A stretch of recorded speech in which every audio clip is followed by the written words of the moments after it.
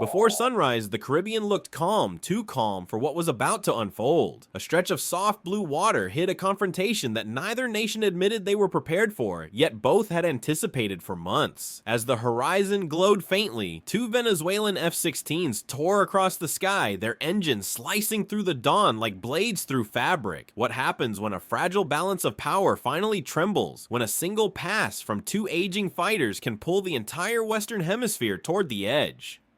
That unanswered question hung over the USS Jason Dunham as its radar lit up with fast-approaching contacts, the kind of picture no commander wants to see this close to another nation's coastline. The sea was quiet, the stakes were not.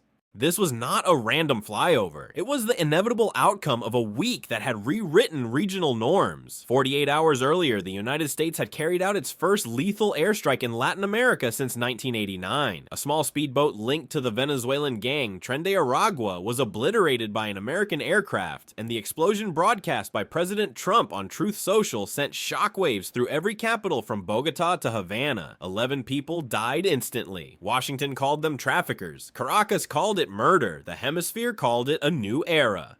Inside Venezuela's military command, the reaction was swift and angry. Maduro's government condemned the strike as an imperial execution, the kind of accusation that historically stays within diplomatic chambers. But this time, his outrage was paired with a decision: the US Navy would no longer operate unchallenged in waters near Venezuela. American ships would feel Venezuelan presence, even if only through noise speed and carefully calibrated intimidation. The F-16s were chosen not because they were modern, but because they were symbolic old American jets turned into instruments of defiance. Which is how the Jason Dunham and Arleigh Burke-class destroyer, designed to track missiles, intercept threats, and dominate blue water battles, wound up watching two jets skim toward its bow at nearly 500 knots. The destroyer had been rushed into the Caribbean weeks earlier under new Pentagon orders, part of President Trump's expanded counter-narcotic surge. 3 destroyers, an amphibious assault ship, and Marine units formed the largest US naval presence in Latin America in decades. It was never meant to be quiet, it was meant to send a message. But Venezuela was now sending one back.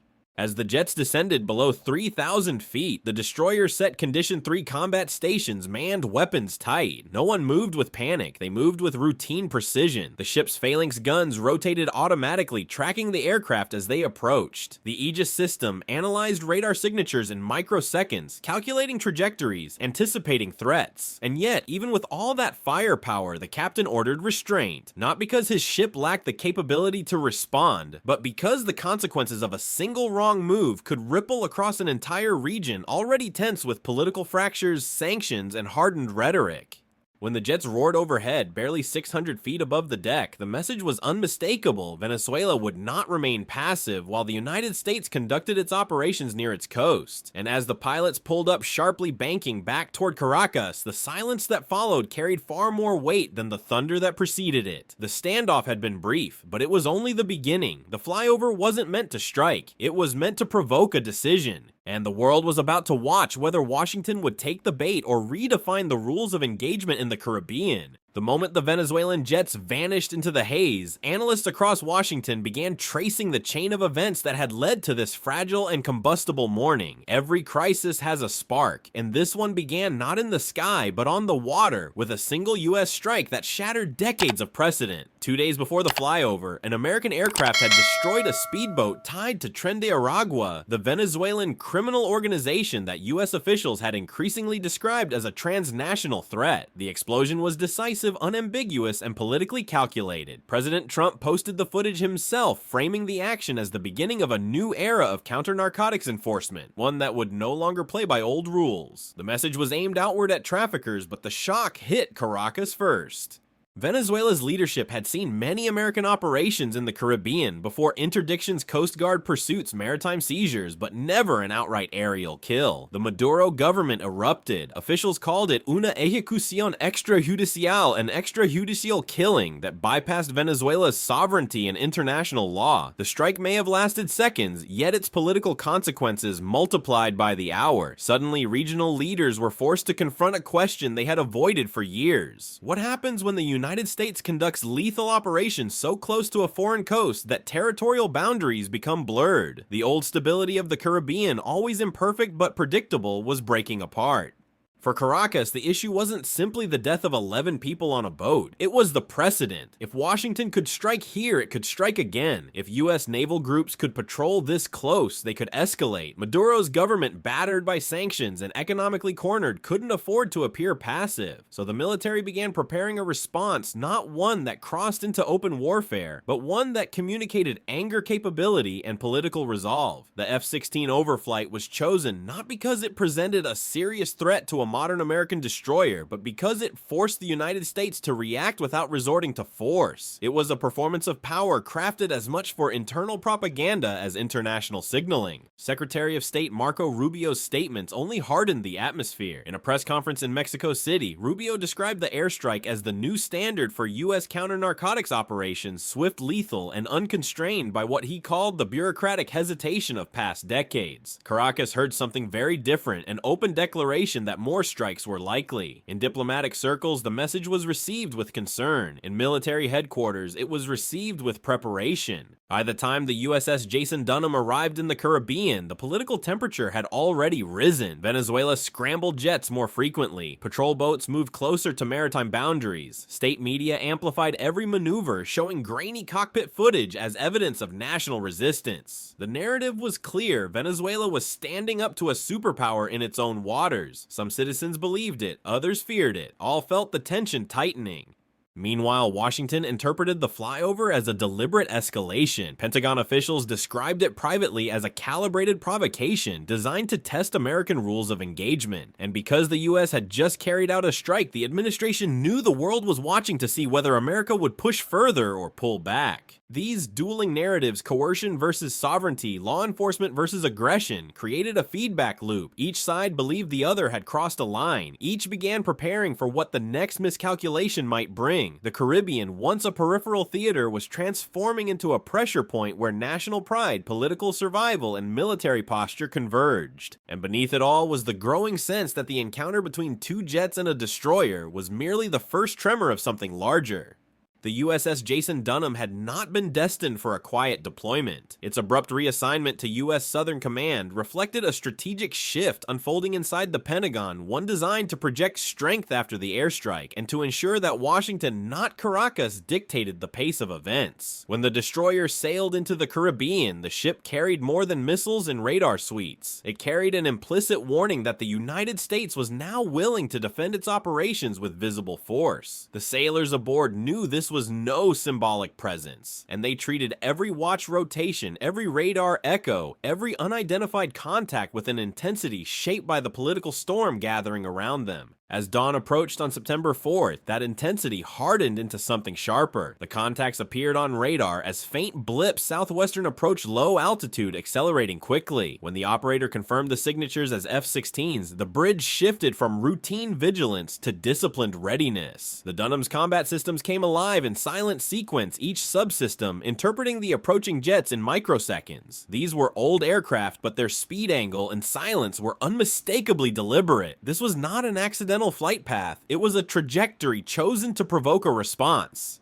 The captain's order came swiftly. Condition 3 combat stations manned weapons tight. The phrase seemed simple, but aboard a warship it triggered a choreography of readiness. Doors sealed, consoles brightened, sailors strapped into their positions not with panic, but with the calm practiced rhythm of those who understand that moments of escalation unfold not in sudden panic, but in slow deliberate increments.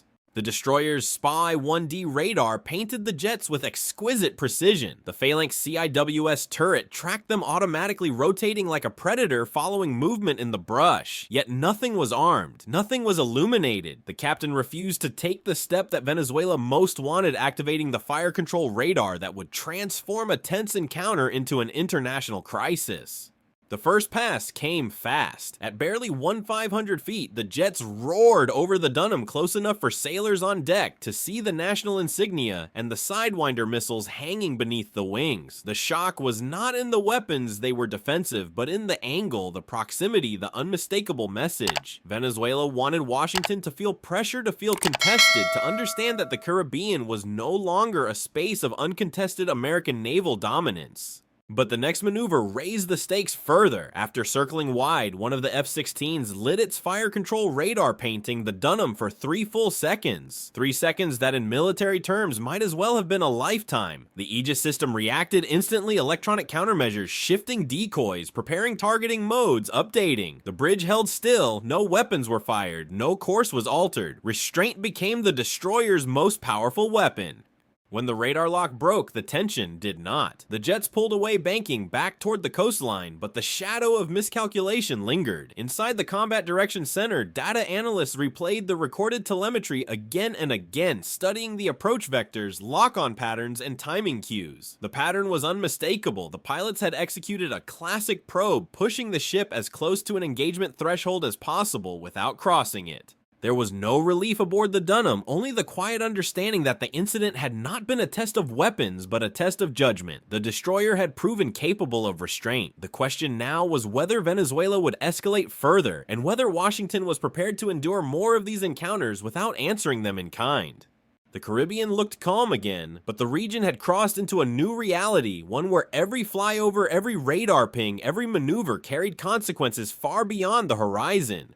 The hours after the flyover revealed a truth far more consequential than the roar of fighter jets. Both nations were now entering a stage of strategic posturing in which symbolism carried as much weight as firepower. In military briefings from Washington to Brussels, analysts noted that Venezuela's maneuver resembled a broader pattern emerging across the global security landscape. Strategic competitors were increasingly testing boundaries without crossing them, gray zone tactics designed to probe, to irritate, to unsettle. And in the Caribbean, this subtle form of confrontation was unfolding at a moment when the world's other flashpoints were already stretching diplomatic and military bandwidth to its limits. Inside the Pentagon, senior officials recognized the psychological impact of the incident. It was not the danger of the F-16s themselves, but the message Venezuela was willing to mirror the behavior seen in other global theaters where adversaries employed aggressive close approaches to force reactions. Similar tactics had become common over the Black Sea, where Russian jets buzzed NATO aircraft with reckless proximity, in the Middle East where Iranian drones harassed US ships, and in East Asia where Chinese fighter pilots performed high-risk intercepts against American surveillance planes. Each encounter was a fragment of a global mosaic, one in which states tested the resolve, patience, and decision-making of their rivals. Washington feared the Caribbean could become the next node in this expanding network of strategic manipulation. President Trump's national security advisors met to assess whether the region was now vulnerable to the same instability visible in Ukraine, where probing actions led to open war, in the Israel-Iran shadow conflict, where deniable operations escalated into overt strikes, and in the US-China rivalry, where tensions simmered dangerously close to miscalculation. The Caribbean, once viewed as a quiet flank of American influence, was suddenly behaving like a microcosm of global friction. Caracas read these dynamics differently. Venezuelan officials argued that their flyover mirrored the behavior of states defending sovereignty against superior military powers. To them, the US destroyer had not been conducting a mission, it had been intruding. State media cast the pilots as defenders of the homeland, facing down a navy far more advanced and well-equipped. The narrative worked domestically. Venezuela was no longer a nation simply reacting to sanctions and diplomatic isolation. It was a nation resisting an encroaching superpower,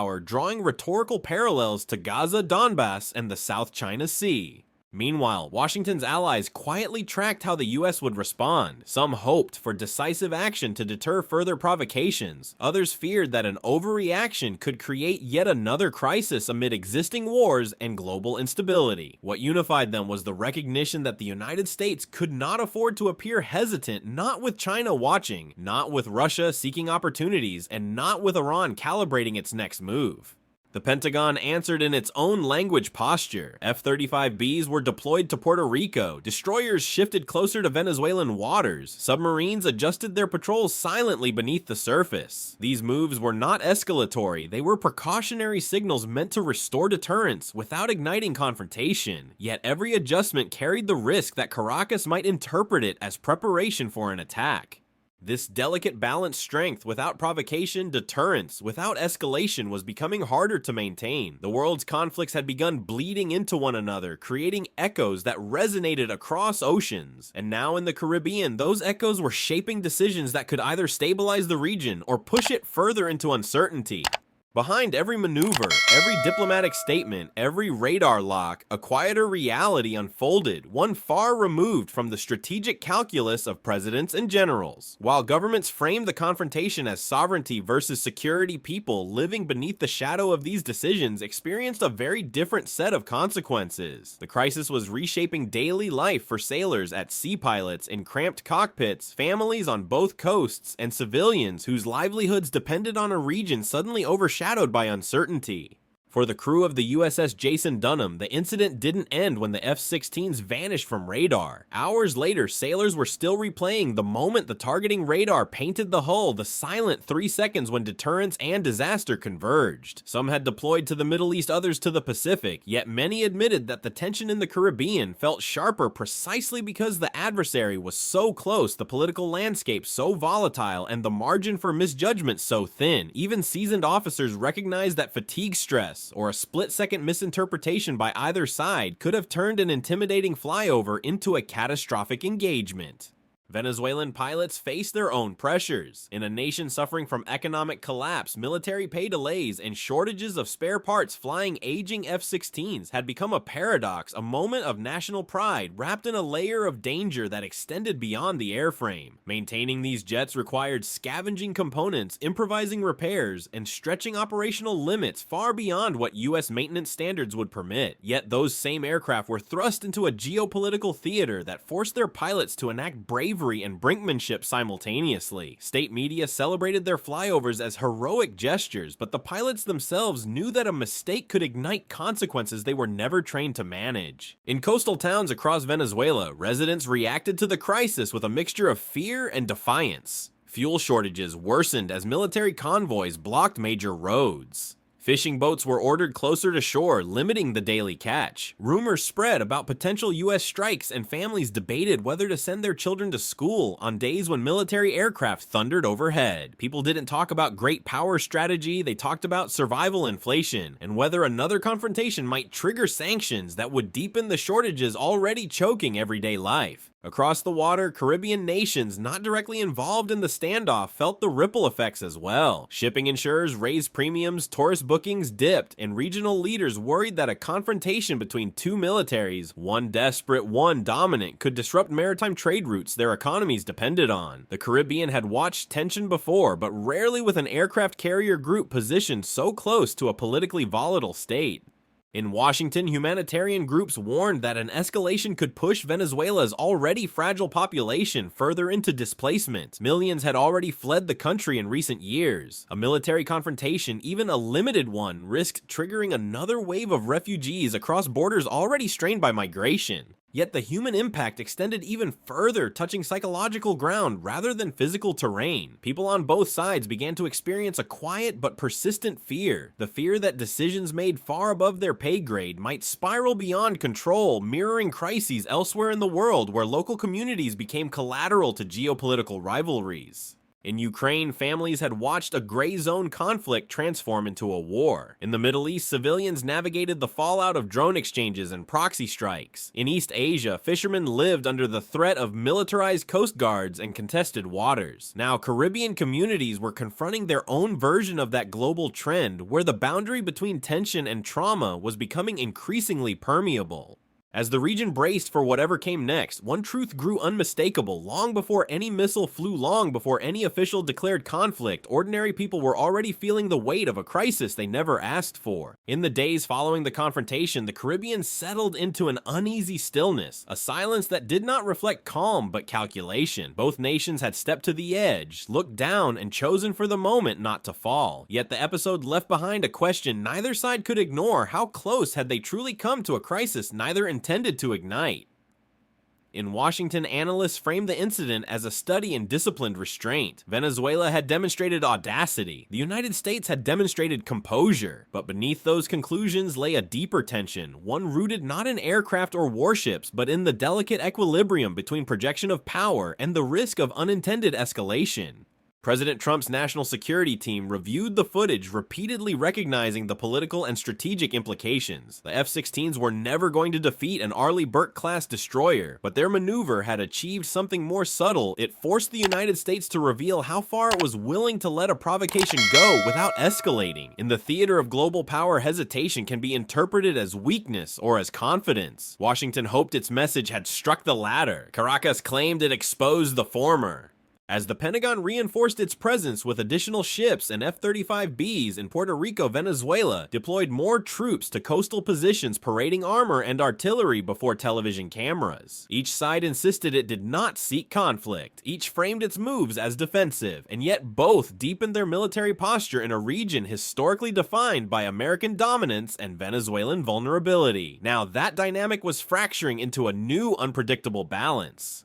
International observers saw echoes of this pattern unfolding around the world. In Ukraine, lines blurred between deterrence and risk-taking until they dissolved entirely. In the Israel-Iran rivalry, brushfire incidents escalated into targeted strikes with regional consequences. Between the United States and China, dangerous intercepts in the South China Sea repeatedly brought pilots and crews within meters of catastrophe. The Caribbean was now absorbing those same global behaviors, reflections of an international system where competition ran hotter than diplomacy, and where gray zone confrontations replaced formal declarations. For military strategists, the lesson was clear: the margin between provocation and conflict has become thinner than at any point since the Cold War.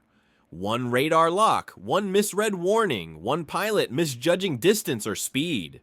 Modern warfare, for all its precision and automation, remained vulnerable to the same human factors that had sparked past crises: fear, pride, ambition, misunderstanding.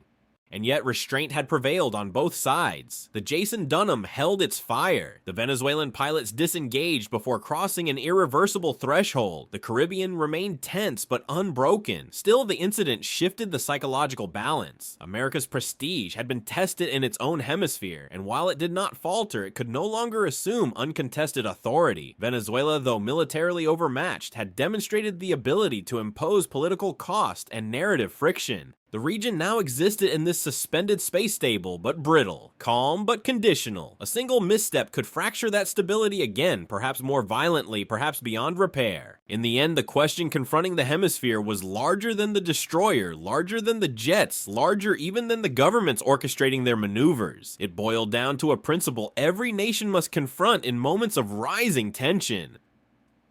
How much risk is a country willing to accept to defend its pride, its security, and its place in the world? And when both sides believe they cannot afford to blink, who decides when restraint becomes weakness and when resolve becomes escalation?